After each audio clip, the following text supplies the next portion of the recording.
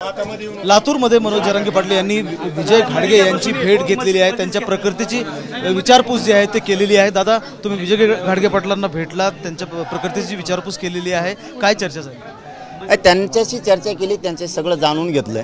त्यांचं म्हणणं आहे की इथं तटकरे साहेब पण होते, त्यांनी सगळं नंतर 20-25 मिनिटांनी लोक पाठवले आणि मारायला लावलं।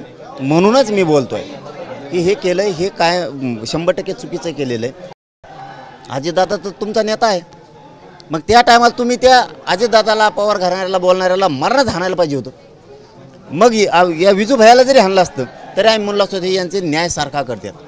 ज्यावेळेस अजित पवारांवरती बोलले त्यावेळेस यांनी त्यांना हाणलंय आणि आज हे बोलले म्हणून यांनाही हाणलं, म्हणजे हे मराठ्याचा होता म्हणून हाणता तुम्ही। आणि ते अजितदादांना त्यांना शिवाय देणारे तुमचे होते म्हणून तुम्ही त्यांना हाणलं, म्हणजे ही फरक करायला काय तुम्ही इथून पुढं? हे म्हणजे हे षडयंत्र असलं हे काय तटकरे साहेबांनी तुम्ही इथं असून हाणताय, म्हणजे याचा अर्थ तसा होतो की त्यांनीच इथं पाठवलंय आणि त्या परळीसारखंच झालंय। ते महादेव मुंडेचा खून झाला की त्या गुंडांनी ज्या पाठवले त्यांनी सांगितलं मी इथंच बसून राहतो, तुम्ही जाऊन हाना, मारा आणि त्याचं मांस मला आणून दाखवा। त्यांनी मांस आणून दाखवलं, तोच प्रकार इथं झाला आहे। या विजय भैयाचा एका टोकाला गाठून ह्या 150 जणांना खूनच करायचा होता। म्हणजे इथं तटकरे बसतात आणि ते सांगतात जा, आणि त्यांचे गुंड सगळे जातात आणि मारून पुन्हा माघारी येऊन सांगतात काय मारलं म्हणून, आणि नंतर हे मुंबईला किंवा त्या रायगडला जातात त्यांच्या जिल्हा कोणचा आहे तिथं। याचा अर्थ सरळ सरळ होतो, हे तटकरेनं घडून आणलेलं आहे। त्याच्यामुळे ते कृषी मंत्री, फसी मंत्री ते नंतर बघतो आम्ही काय करायचं ती, आधी हाणलं का म्हणून हे सांगा। तुम्ही असं म्हणालात की अजित पवारांच्या बद्दल मी सॉफ्ट आहे, मात्र तटकरेंच्या बद्दल नाही। अरे सॉफ्ट कुठं म्हणलो? तुम्ही प्रश्न आहे गताड्याची विचारताना मला गुतीतात। मग मी हे शेतकऱ्याचं पोरग, मी सॉफ्ट कोणालाच नाही। राष्ट्रवादी नाही, शिवसेना नाही, भाजप नाही, काँग्रेस नाही, बेसराम नाही, मी कशालाच नाही सॉफ्ट। मी चुकीला चूक, खऱ्याला खरं म्हणणारं पोरग आहे।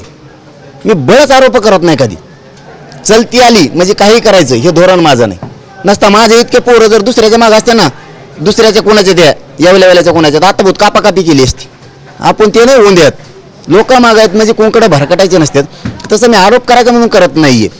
फरक सांगितलाय तुम्हाला मी, सॉफ्ट नाही की अजितदादांना शिव्या दिल्या। समजा आता तुम्ही आणि यांनी शिव्या दिल्या, यांनी अजितदादांना शिव्या दिल्या, त्यावेळेस तुम्ही यांना हाणायला पाहिजे, तुम्हाला नेत्याची माया येते। तर आज त्यांनी जो भयाने शिव्या दिल्या तर म्हणले आमच्या नेत्या पुढं पत्ते फेकले, शिव्या तर त्यांनी दिल्या बी नाहीत, पत्ते फेकले, बॉम्ब तर नाही फेकला। तुम्हाला एवढा राग आला तर मग त्या शिव्या देणाराचा अजितदादाला का नाही राग आला?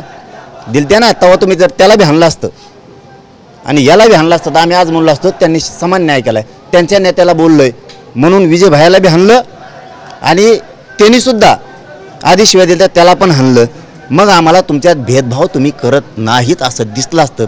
आज तो तुमचा होता शेद्यानं अजितदादाला म्हणून तुम्ही त्याला हाणलं नाही, आणि विजू भैया मराठ्याचा होता म्हणून तुम्ही हाणलं, हे मात्र मागात पडणारे अजितदादाला सुद्धा। पोरांना माझं आव्हान आहे, तुम्ही शांत राहा, आम्ही सगळं करतो व्यवस्थित। कठोर कारवाई षडयंत्रातच घेतला पाहिजे आणि जॉब घ्यावा। इथल्या लातूर जिल्ह्यातल्या SP साहेबांना विनंती आहे, तुम्ही त्यांचा जॉब घ्या। त्यांचं म्हणणं आहे माझ्या म्हणण्याप्रमाणे घेतला नाही तर पुन्हा घ्या, काय हरकत आहे? पुन्हा जॉब घ्या, त्यांच्या एका डोळ्याने त्यांना कमी दिसतंय असं त्यांचं म्हणणं आहे। जॉब घ्या, त्यांचं काय काय म्हणणं आहे ते मांडा, मी ते गृहमंत्र्यांना सुद्धा सांगतो। तटकरेंना आरोपी केलं गेलं पाहिजे। आता ती हाणतानी होते म्हणल्यावर कसं काय नाही करायचं? आणि मग असे गुंड पाळले तर होय ना, त्या परळीसारखं, त्या बीडसारखं, संतोष देशमुखांच्या प्रकरणासारखं। अजितदादाचे भोवती सगळे तेच नाही, एखादा नाही तर अजितदादाच्या टांगड्या तोडून। कॅमेरामॅन हर्षल सह महेंद्र जोंधळे, TV9 मराठी, लातूर।